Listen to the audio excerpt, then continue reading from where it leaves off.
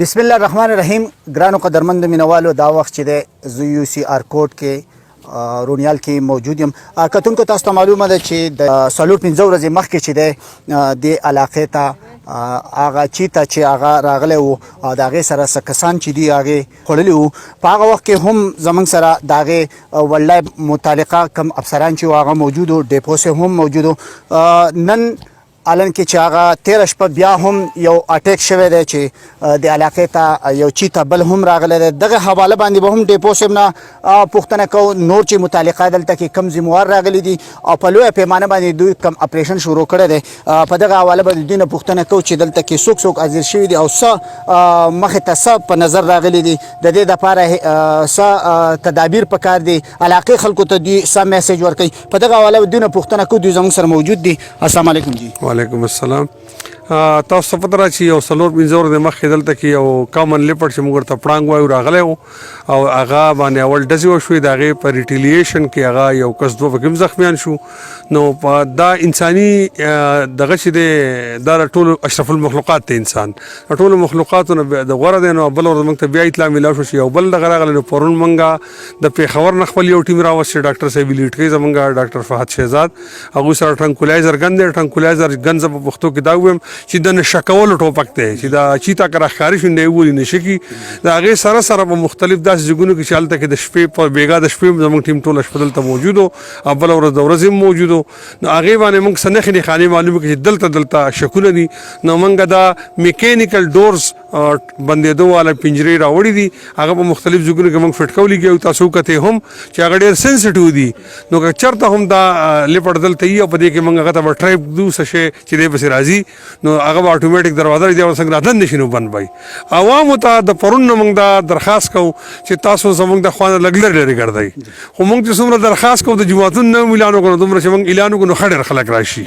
هغه زموږ په اپریشن کې موږ ته لږ شان تکلیف دی. او بل ماشومان دي دا خو اټومیټک ډورز دي، تاسو وکتل یو ګړس سره بندېږي نو چې لاس په مات شي.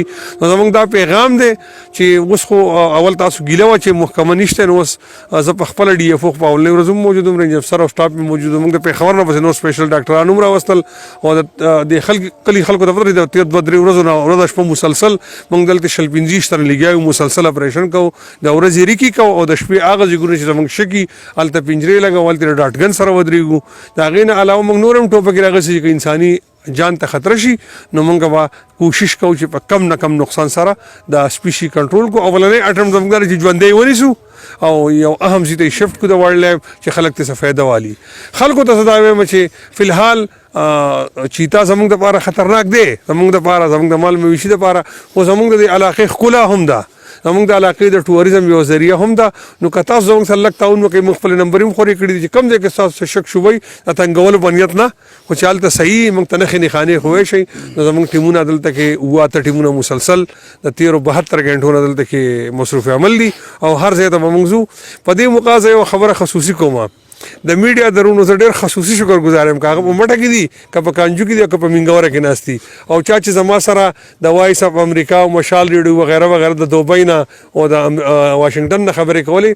دا یوه داسې موقع وه چې خلک ګیله کوي تاسو اویرنس نه دی ورکړی. نو میډیا ډېر غټ اویرنس ورکړو. هغه قصه چې کوم د شرم او د فساد وه میډیا والا ولګېد، د هغې د بیدارۍ یو ډېر غټ مهم وچلو، عوامو ته ډېره پته ولګېده. او زه تاسو ته دا چې پرون په بحرین کې وړه غونته پیشو چاړه کړې او نو میډیا والا اکټیو هغې رول پلی کړو.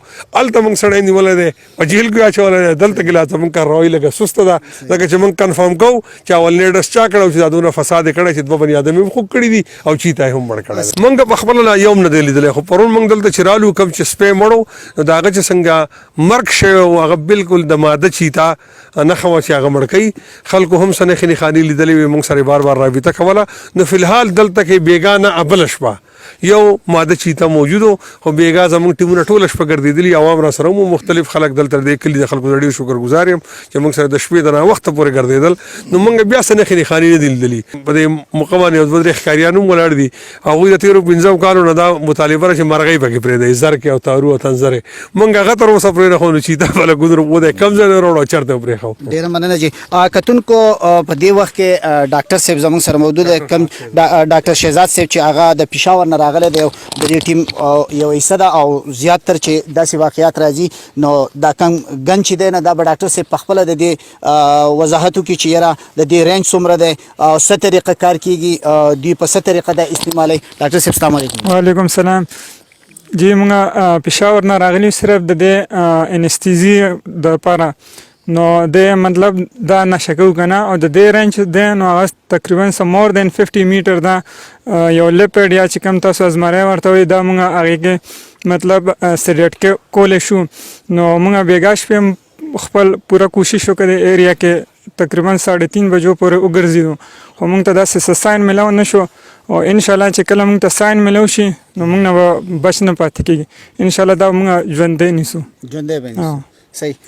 کتونکو بالکل تاسو خبرې واورئ ډیپو صاحب خبرې هم واورېدلې ډاکټر صاحب خبرې هم واورېدې او پوره ټیم چې دی د مټې زما رینجر افسر صاحب او منصور صاحب هغې هم موجود او پوره ټیم چې دی دلته کې موجود دی. دا دویمه شپه ده چې دلته کې چې دی اپریشن جاري دی د دغې لیفټ دپاره چې دی د کلي خلک چې دی هغه هم د دوی سره تعاون کوي. یقینا هر ماحول کې په هر ځای کې چې کله عوام هم د داسې خلکو سره نه وي هغه تعاون بیا په هغې کې ډېر کمی وي او داسې هغه خپل منظر ته چې دی هغه خلک نشي رسېدی نو د کلي د خلکو نه دوی هم تعاون غواړي چې په دې وخت کې هم تعاون وکړي او په دې شي نظر ساتي چې هغه د دوی سره رابطه کوي پورې طور باندې دوی چې کومې حالې راوړي دي هغه حالې هم ستاسو د مخې دي چې ستاسو د نظر نه موږ واړولې د کیمرې په سترګه تاسو وکتلې په دومره لویه پیمانه باندې اپریشن شروع کړو امید ساتو چې دغه لیپټ کله هم دلته راشي دوی چې ورته کومې حالې فټ کړي دي انشاءالله دوی به په خپل مقصد کې چې دی کامیابیږي. د بل پروګرامه پورې ما خپل قربا رحیم خان اجازت راکوي. د الله په امان.